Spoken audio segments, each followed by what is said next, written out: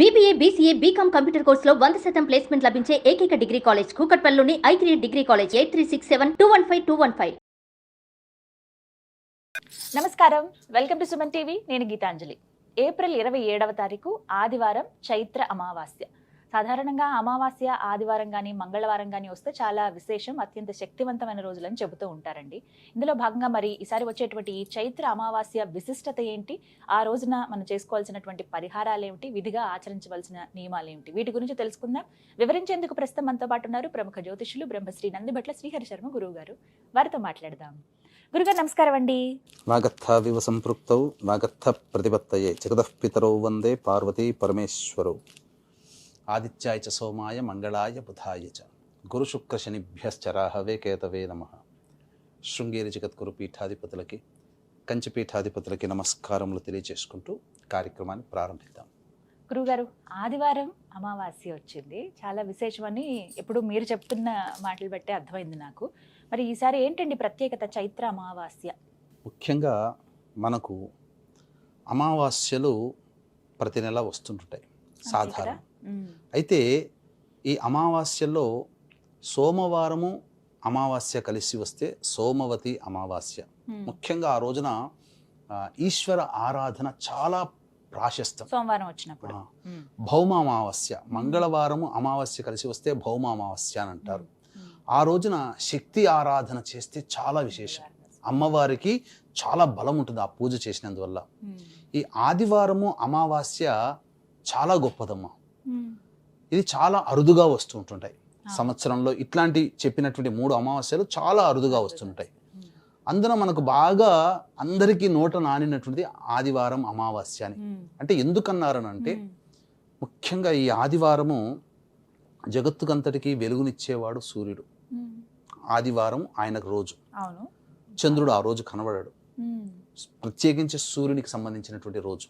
అందున అమావాస్య రోజున కూడా చంద్రుడు కనబడాడు. ఆదివారం రవికి, అమావాస్య కూడా రవిదే.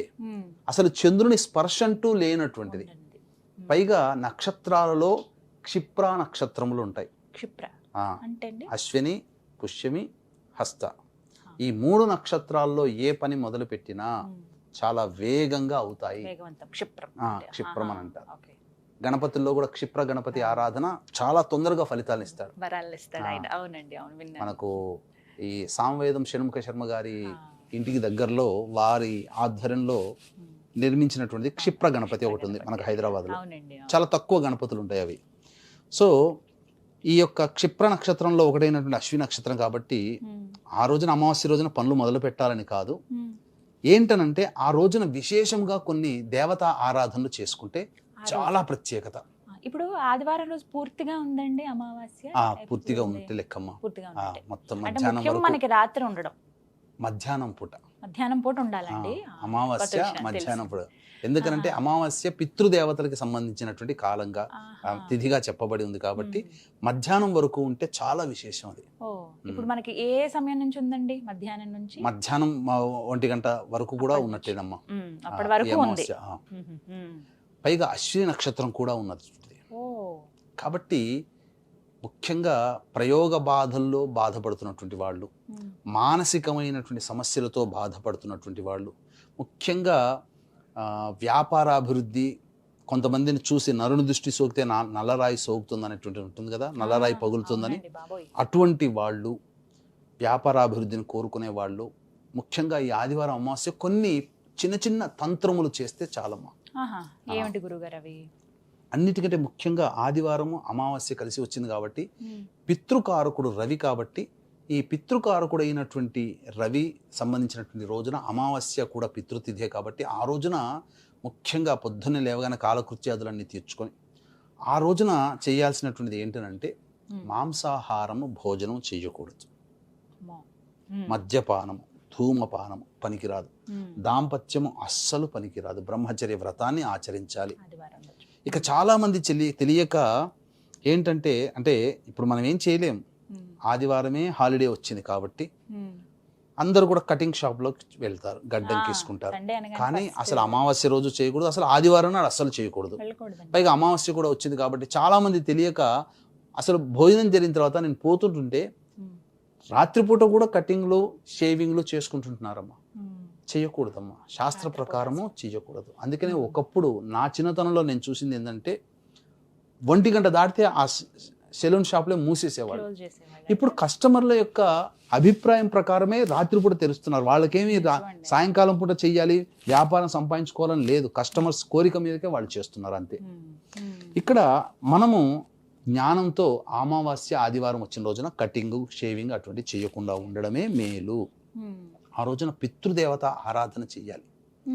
కాబట్టి సకల దేవతలు కూడా గోస్వరూపము కాబట్టి గోశాలకు వెళ్ళి ఆకుకూరలు, తోటకూర, పాలకూర, లేదా అంతకుముందు ఉన్న బెల్లం నీటిలో నానబెట్టినటువంటి ధాన్యాలు ఏవైనా బొబ్బర్లు కానీ, గోధుమలు కానీ, శనగలు కానీ, ఇలాంటివి ఇవి ఏవైనా కానీ నానబెట్టినటువంటి ఆవుకు తినిపించడం, క్యారెట్లు, అరటిపండ్లు, గోశాలకు వెళ్ళండి.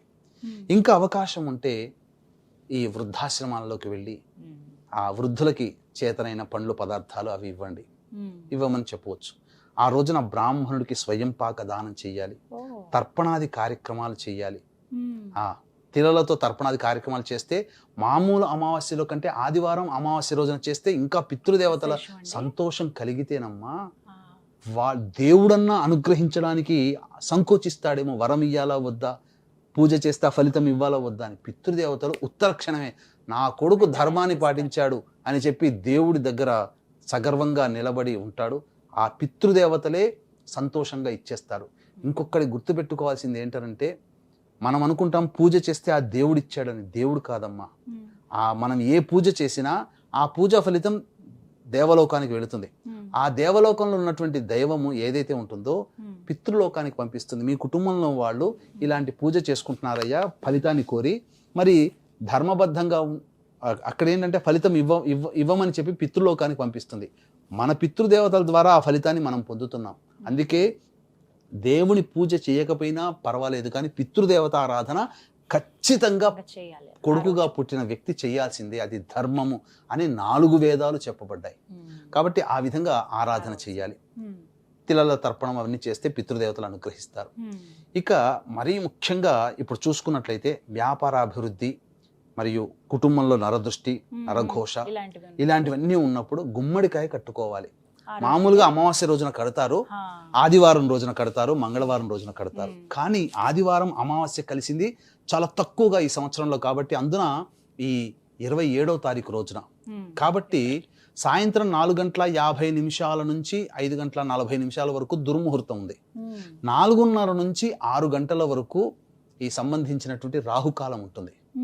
కాబట్టి 4:30 నుంచి 4:50 మధ్య కాలంలో బూడిద గుమ్మడికాయని ఎర్రటి గుడ్డలో కానీ నీలి వస్త్రంలో కానీ చుట్టి ఆ సమయంలో 4:30 నుంచి 4:50 మధ్య కాలంలో కనుక ఇంటి గుమ్మానికి కానీ వ్యాపార స్థలంలో కానీ గుమ్మడికాయ కడితే, బూడిద గుమ్మడికాయ కట్టినటువంటి వ్యక్తికి అసలు నరదృష్టి అనేది చాలా పోతుంది. కాబట్టి అద్భుతంగా వ్యాపారం జరుగుతుంది. ఇంట్లో ఉన్నటువంటి వాళ్ళకు కూడా, గృహానికి కూడా నరదృష్టి, ఇంట్లో ఉన్నటువంటి వాళ్ళకు కూడా ఆ పాజిటివ్ వైబ్రేషన్ ఉంటుంది. అందుకనే వడియాలు తింటుంటారు. బూడిద గుమ్మడికాయ వడియాలు తింటుంటే ఒంట్లో ఉన్నటువంటి నకారాత్మక శక్తి పోతుంది. బూడిద గుమ్మడికాయ జ్యూస్ తాగుతుంటుంటారు. మనల్ని పట్టుకొని పీడించేటువంటి దోషం ఉంటుందమ్మా. ఎందుకంటే ఎక్కడెక్కడికో పోయి తిరిగి వస్తుంటాం, ఏవేవో తొక్కొస్తుంటాం. అవన్నీ మన పాదాలకు తొక్కినప్పుడు మన శరీరంలో నెగిటివ్ ఎనర్జీ ఉంటుంది. ఇటువంటి పరిహారాలు చేసుకోవడం వల్ల మనం ఆ బూడిద గుమ్మడికాయ కిందగా మనం వెళ్తూ సింహద్వారం గుండా లోపలికి వెళ్తున్నప్పుడు అక్కడ ఉన్నటువంటి పాజిటివ్ వైబ్రేషన్ ఈ నెగిటివ్ ఎనర్జీని తీసేస్తుంది. అందుకే బూడిద గుమ్మడికాయ కట్టమని అంటారు.